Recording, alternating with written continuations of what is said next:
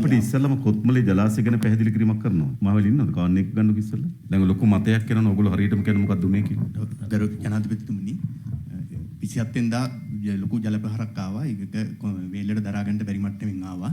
මම හිතන්නේ තප්පරයට ඝන මීටර් 2720ක් ආවා. ඉතිහාසයේ වැඩිම ජල ප්‍රමාණය දා තමයි ආවේ. ඊට පස්සේ අපි ඒක රිලීස් කරා. වේල්ල ආරක්ෂා කර ගන්න ඕන ඉඳා. ඊට පස්සේ පහුගදා 28 වෙනිදා වෙනකොට ජල මට්ටම අඩු වුණා. ඊට පස්සේ අපි වාන්දොරට වසල දැම්මා. ඊට පස්සේ ආය හවස් වෙනකොට ජල මට්ටම ආයෙත් පිටාර මට්ටමට කිට්ටු කරා.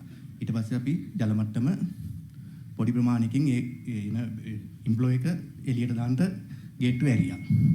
ඒක අරින්න කලින් අපි අර සාමාන්‍ය සම්ප්‍රදායක් තියෙනවා මේ සයිරන් එක ගහලා මේ කියන්නේ නලාව හඬවල තමයි අපි ඒක මේවා කරන්නේ. ඒ විදිහට තමයි ක්‍රියාත්මක කරේ. නලාව හඬවලා දොරටු විවෘත කරන්න කොච්චර වගේ කාපාරතරයක් තියෙනවද? විනාඩි 10කට කලින් නලාව හඬවනවා. ඊට පස්සේ දොරටු විවෘත කරනකොට ආයෙසරයක් නලාව හඬවනවා. විනාඩි 10යි තියෙන්නේ. ඔව් 10යි. ඊට කියන්නේ ඔයගොල්ලන් විනාඩි 10කට පෙර හඳුනා ගැනීම හැකියාවක් නැද්ද?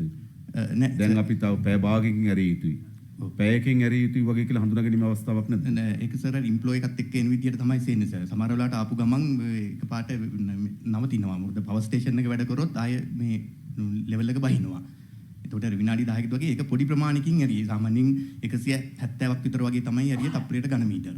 ඒක සුළු ප්‍රමාණයක්. ඒක ගම් වතුර තත්ත්වයක් නෙවෙයි. අර නලාව හඬවන්නේ සර් දැන් අර ස්පිල් ගේට්ටු වහලා තියෙනකොට මිනිස්සු ගඟට ඇවිල්ලා වෙන ක්‍රියාකාරකම් වල යෙදෙනවා. එක්ක මාළු අල්ලන්න හරි ළඟ බලන්න හරි ඇවිල්ලා ඉන්නේ අය ඉන්නවනේ. ඒ අය ඉවත් කරන්න. ඒක දිගටම කරගෙන යන ප්‍රොසීඩියර් එකක්. ඒක අපේ මැනුවල් වලක් තියෙනවා ඒ විදිහට කරන්න කියලා.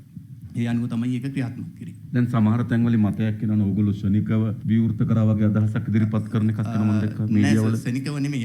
අපිට ආපුවේ ජලධාරිතාව දරා ගන්න බැරි වෙනවා. අපි ස්ටෙප් බයි ස්ටෙප් තමයි මේවා කරන්නේ. අපි අන්තිම වෙනකන් අල්ලගෙන හිටියනම් සර් ඊට වඩා ලොකු ප්‍රමාණයකින් ගේට්ටු අරින්න වෙනවා. එතකොට ලොකු ඊට වඩා විශාල ජල ප්‍රමාණයක් එළියට දාන්න වෙනවා. ඕගොල්ලෝ ඒක නිරන්තරයෙන් බලා ගනිමින් පැය 24ම සර් අධීක්ෂණය කරගෙන තමයි මේවා කරන්නේ.